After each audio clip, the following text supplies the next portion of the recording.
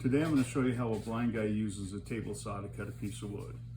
First thing you do is you run your wood through a joiner so that you have a nice flat solid edge to go up against your fence. You set your fence at the width you need. I needed 3/4 of an inch, and that's what I've got here.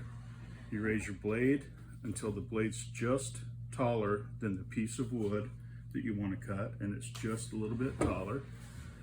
Then it's time to play.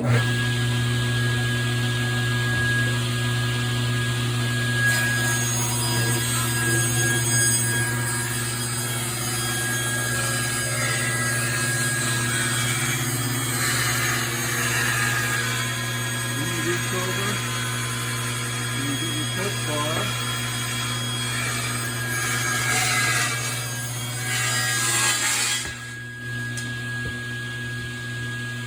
And then you do it again, do it again.